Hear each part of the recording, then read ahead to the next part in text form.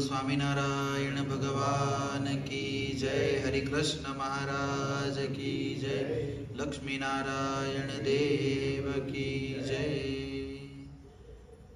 इष्टदेव भगवान श्री स्वामीनारायण, मंदिरामध्ये विराजमान श्री घनश्याम महाराज, श्री लक्ष्मीनारायण देव, श्री राधाकृष्ण देव।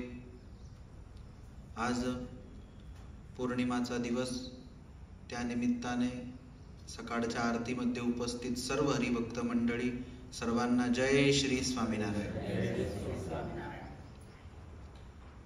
सकाळच्या वेळेला टू व्हीलरवरती मंदिरामध्ये येणं म्हणजे भयंकर थंडीचा सामना करत करत येणं,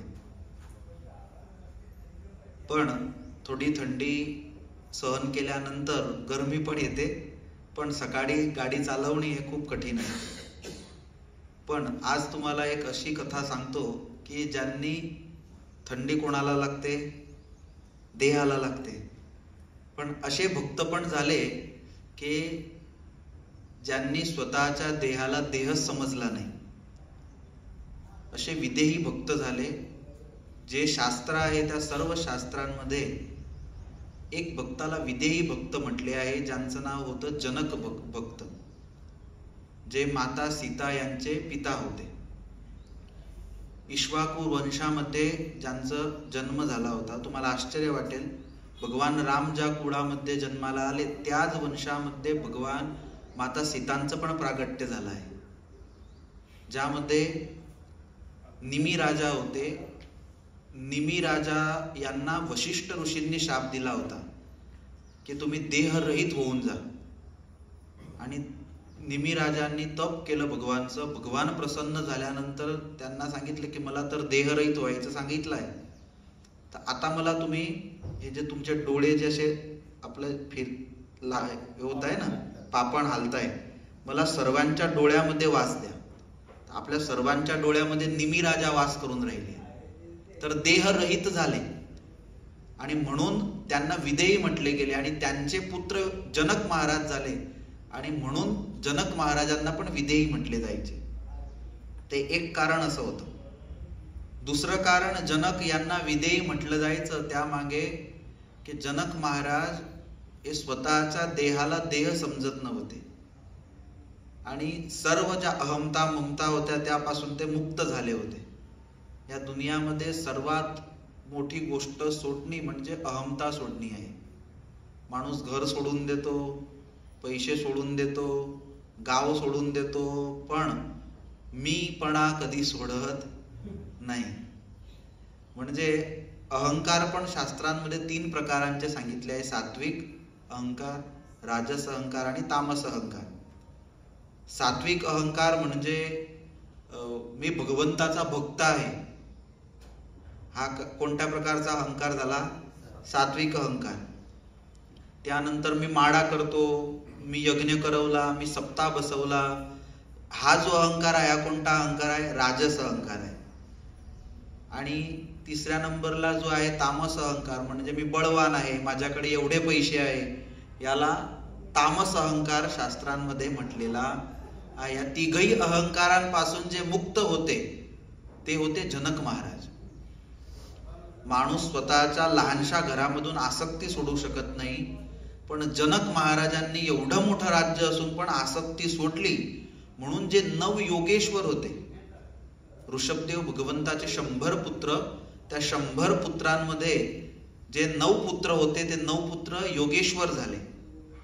आणि ते 9 योगेश्वर, त्यांना ही गोष्ट ऐकून आश्चर्य झालं की माणूस सामान्य घरामधून आसक्ती सोडू शकत नाही, तर जनक महाराज एवढ्या मोठे राजा असून सुद्धा हे कसे विदेही म्हटले जातात, म्हणजे देहामध्ये असून पण देहरहित कसे म्हटले जातात? कारण राज्य करणं, राज्य चालवणं, कित्येक त्यांच्या राण्या आहे, अनेक मुलं आहे, एवढं सर्व राज्य सांभाळणं, शत्रूंवरती विजय मिळवणं, तरी सुद्धा विदेही म्हटले जातात। तर यांना झालं की आम्ही त्यांची परीक्षा घेण्यासाठी जातो, आणि 9 योगेश्वर होते ते जनक महाराजांच्या राज्यामध्ये आले। जनक महाराज सभा करून बसले होते, आणि त्यावेळेस त्यांनी बघितलं की नवयोगेश्वर माझ्या राजसभामध्ये येत आहे. आणि जनक महाराज उभे झाले. उभे होऊन धावत जाऊन आणि दरवाजामधून जे नवयोगेश्वर आत येत होते त्या 9च्या 9ला एक सोबत मिठी मारली. आता योगेश्वर सुकलेले होते तर 9ला मिठी मारली आणि सर्वांना आलिंगन दिले. म्हणजे जे प्रजाजन बसले होते, मंत्रिमंडळ होतं, नवयोगेश्वर होते, त्यांनाही आश्चर्य झालं की 9 जण आहे. आता सर्वांना भेटायचं असलं तर एक एकला भेटायचं असतं ना.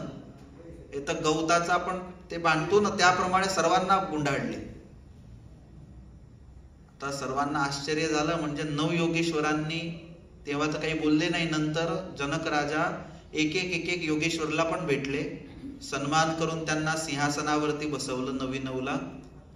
आणि मग त्या नवे योगेश्वरनी विचारलं की आम्ही आलो तर आलिंगन देण्याची प्रथा कशी आहे की एक एकला तुम्ही आलिंगन द्या बेटा, तुम्ही तर 9ला एक सोबत गुंडाळले.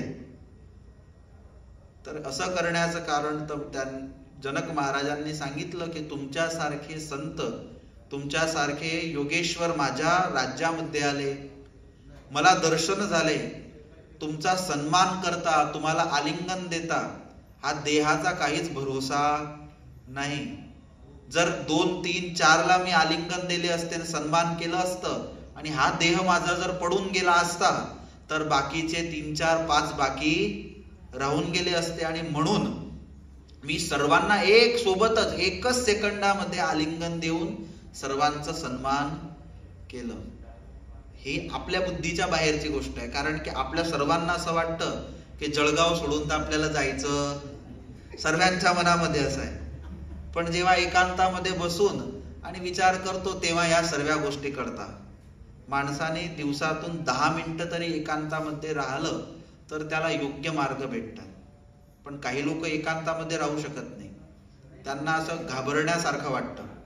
पण खरोखर एकांतामध्येच माणूस स्वतःला स्वतः भेटू शकतो, बाकी तर दुनियाला आपण भेटतच राहतो. म्हणून दिवसातून संध्याकाळी सकाळी मस्त गच्चीवर चाललं जायचं आणि विचार करायचा की आपण 10 वर्षापूर्वी काय प्रवृत्ती करत होतो, कशी भक्ती करत होतो, 10 वर्षापूर्वी किती माळा करत होतो, आता किती करायला पाहिजे, भगवान मला एवढा सुखी करताय. हे सर्व झाल्यानंतर काल मी एक व्हिडिओ ऐकला की समजून घ्या तुमचा आज मृत्यू झालं, तुम्हाला लोक जाळायला स्मशानामध्ये घेऊन गेले तर काय विचार करत असतील लोक. तर काही लोक देशामध्ये प्रधानमंत्री बदलण्याची गोष्ट करत असतील, काही लोक आर्थिक मजबूती कशी येईल ती गोष्ट करत असतील, काही लोक कोणाला प्रधानमंत्री बनवण्याची गोष्ट करत असतील, काही लोक इंस्टाग्राम फेसबुक यूज करत असतील, लाईक करत असतील. लोक विचार करत असतील हा केव्हा जळून जाईल ना, केव्हा आम्ही घरी जाऊन आंघोळ करू. 12 दिवसापर्यंत तुमच्या मागे रडायचं नसतील तरी पण रडतील. आणि 12व्या दिवशी जसे पूर्ण झाले गंध मोकळा करून एकाच कॉमेडी कोणती तरी सिरियल पाहून सर्व परिवारजन हसायला लागून जातील. काय फरक पडणार आहे तुम्ही गेल्यानंतर. म्हणून स्वतःच स्वतःच करून जावं. आणि स्वतःच स्वतः करणं म्हणजे काय तर हा देह पडल्यानंतर पण हा आत्मा सुखी होईल असं कोणतं तरी कार्य जीवात्माने करून जायला पाहिजे. आणि ते कार्य आहे दररोज आपण भगवंताची भक्ती करतो. आपण सर्व आस्तिक आहोत. देह पडल्यानंतर काय होणार, कोणी बघितलाय अशी आपली बुद्धी नको. आपल्याला माहिती आहे हा देह पडल्यानंतर ज्यांची आपण भक्ती करतोय त्या भगवंताच्या धामामध्ये आपल्याला जाऊन बसायचं आहे. तर जनक महाराजांनी असं सांगितलं. नंतर मग त्यांच्यामध्ये शास्त्रार्थ चालला आणि जनक महाराज एक वाक्य बोलले की जर माझ्या अर्ध्या शरीराला कोणी चंदनाची अर्चा केली आणि जसा मला आनंद वाटतो आणि अर्ध्या शरीरावरती कोणी जर मला तलवार मारली आणि तेव्हा पण मला दुःख व्हायला नको. चंदन लावताना जेवढा मला आनंद झाला तेवढाच आनंद कोणी तलवार मारेल तेव्हा पण व्हायला पाहिजे. अशी भक्ती, अशी त्यांची समजणूक जनक महाराजांची होती. आता हे सर्व झालं. बोलणं सोपं आहे पण प्रॅक्टिकल मध्ये आणणं खूप कठीण आहे. मग योगेश्वरांनी काय केलं माहिती आहे, स्वतःच्या तपाच्या प्रभावाने मिथिला नगरीला आग लावली. जशी आग लागली, धूर निघू लागला, आग दिसू लागली, म्हणजे सभामध्ये जे नगरजन बसले होते ते सर्व धावत निघाले. कोणी म्हणतं घर जळू लागलं, कोणी म्हणतं माझी पत्नी घरामध्ये आहे, कोणी म्हणतं मुलं झोपलेले आहे. त्यामध्ये संत महात्मा बसले होते, ते म्हणता माझी झोपडी जळत आहे, कोणी म्हणतं माळा जळून जाईल. सर्व धावत निघाले, पण जनक महाराज सिंहासनावरून हलले नाही. तेव्हा योगेश्वर म्हणतात इथे कोणाचं एक घर जळत आहे, कोणाची पत्नी जळते आहे, कोणाची माळा जळते आहे. तुमची तर पूर्ण मिथिला नगरी जळते आहे. तुमच्या राणीवासमध्ये जाऊन बघा, तिथे राण्या जळत असतील, घोडे जळत असतील, सैनिकांचं तुम्ही राजा आहे, तुम्हाला काही वाटत नाही. तेव्हा जनक महाराज म्हटले की मिथिलायाम प्रदीप्तायाम नमे दह्यती किंचन, की मिथिला नगरी जळते, त्यामध्ये माझं काहीच जळत नाही. अशी समजणूक जनक महाराजांची पाहून नव योगेश्वर अत्यंत प्रसन्न झाले आणि तेव्हा सांगितलं की तुम्ही खरे विदेही भक्त आहे. नारदजींना पण असं झालं की सर्व विदेही म्हणताने हे तर संसारी आहे, सर्वात श्रेष्ठ भक्त म्हणता. तर पाहायला गेले तर जनक महाराज मेहलामध्ये बसले होते, एक हात त्यांच्या पत्नीच्या खांद्यावर होता. ते पाहून म्हटले की लोक खोटे त्यांना विदेही म्हणता, म्हणे भगवंताचे भक्त म्हणता, हे तर संसार करणारा माणूस आहे. पुन्हा भगवानकडे आले, भगवानला सांगितलं, भगवान म्हणता एक हात तर खांद्यावर होता, दुसरा हात कुठे होता पाहिला नाही. पुन्हा नारदजी आले तेव्हा बघितलं तर एक आग जळत होती, दुसरा हात आग मध्ये होता.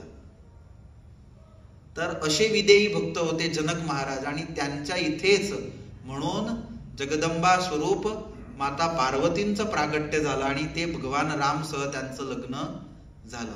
तर असे विदेही भक्त निमिराजांचे पुत्र होते.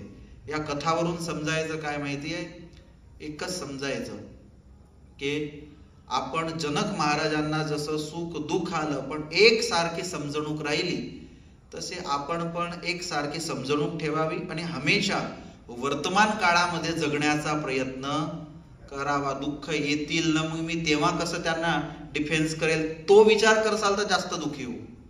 म्हणून हमेशा वर्तमान काळामध्ये जो माणूस जगतो, आजचं आजच, तो माणूस आनंदामध्ये राहू शकतो. आता काही दुःख आहे का आपल्याला? बसले मंदिरात, काहीच दुःख नाही, तर मग मस्त आनंदामध्ये राहून दंडवत करणे, आनंदामध्ये कोणाला बघून स्माईल करणे, जय स्वामीनारायण म्हणणं, इथून गेल्यानंतर कामाला लागलं तर तेव्हा काही दुःख आहे का आपल्याला?